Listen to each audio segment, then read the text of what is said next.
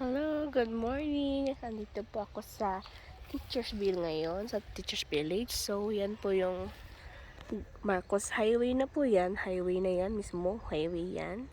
Then, ito na po yung entrance papunta dito sa property. So, dadaan tayo ng Teachers Village po.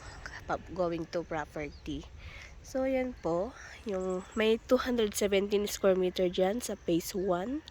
Then, ito naman po yung phase 2. May 120 square meter dyan. Then, 140, 120 ulit doon. Saka 200 square meter doon. 140, 140, 150. Ayan. Ganda. Flat terrain po yung mga yung sinabi kong area na yun. So, pupunta tayo. Nandito tayo ngayon. Ganda ng araw ngayon. Sobra. Ayan siya. Ayan yung property. Tapos yung poste naman ng ilaw. Ayan na siya. Ayan yung poste ng ilaw. So may mga bahay na dyan. Boundaries po siya ng Bungaw at saka Balakbak area doon. So pinaggitnaan ng Bungaw at saka Balakbak area ito. Ayan. Yan yung Bungaw. Doon naman po yung Balakbak area. Interior A, Balakbak po dyan banda. At saka interior B naman po doon. Ayan. At tapos, yan na po yung Teachers Village naman dyan sa taas. Ito naman po yung boundary ng Teachers Village at saka Balakbak. Itong area na to. Itong property. So, yan. Ang ganda. Ang ganda ng araw ngayon. Ayan siya. Ganyan yung surroundings niya. Ayan. Ito na yung phase 2. Then, phase 1 naman po dito. May 217 square meter doon. Ay, 117. 117 na lang po. Tapos, 150 doon. 150, 140, 110. Ayan. Ayan siya. Ang ganda.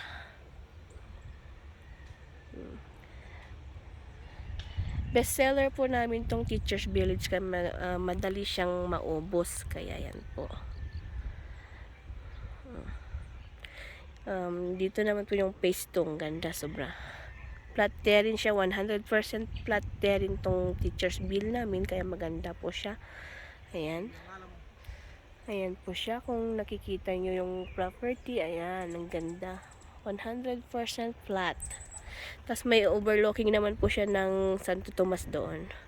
Tapos ito naman po yung area ng Bungaw. May kuryente na dito. May linya na ng kuryente at saka linya ng tubig. Kaya no problem po sa pagpapa-connect ng linya ng tubig at saka kuryente. Ayan siya. Ayan o yung poste mismo. Kung nakikita nyo yung poste na yan. Ayan, yung poste na yan. Yan po yung poste ng kuryente. Tapos ito naman yung property na. Ayan. Yan na yung poste. Ayan na mismo yung property. So, madali lang magpakabit ng kuryente dito kasi malapit ka na sa poste ng kuryente. Mag-apply ka lang ng kuryente. Ayan. Yung tubig naman po, may linya na po ng Bawadi dito sa may Teachers Village. So, madali na pong mag-apply ng tubig. Mag-apply lang tayo sa Bawadi Water District. Ayan po. Ito naman siya. Ayan. Yan yung phase 2 namin. May available niya 120 dyan. 120 dito. Tapos 120 ulit doon. Ayan. Ang ganda. Sobrang flat. Flat terrain tong 120 na dalawa. Ayan. Tapos 140 naman po yan. 140. Ayan siya. Sobrang ganda. Nakaka-amaze tong lugar na to. Kasi bukod sa hindi siya crowded masyado, yun siya. Maganda yung hangin. Nakaka-relax.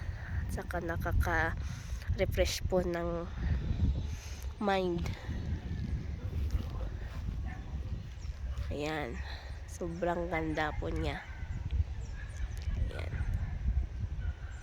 Ayun, 117, 120, 120, then 140, 120 naman doon, tapos 200 square meters sa dulo, saka 170 doon sa baba ng pine tree na yan, tapos 200 square meter naman doon sa may pine tree doon, tapos may 150 doon, 140 sa gitna. Ayan.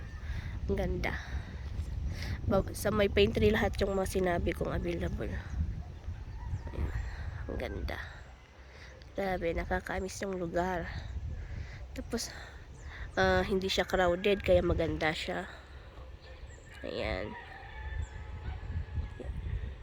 Tapos yung pag-akyat mo na dyan, National Highway na po siya ng Marcos Highway, kaya maganda po. Malapit lang siya, 2 minutes drive lang po siya from highway.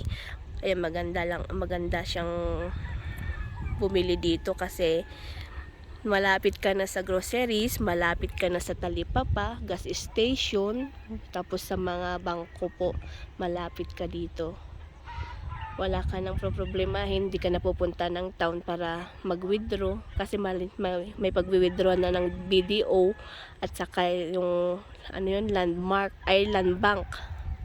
Ayan, tapos may gas station na ng Petron dyan, Shell, ganun po. Tapos Total meron na din dyan.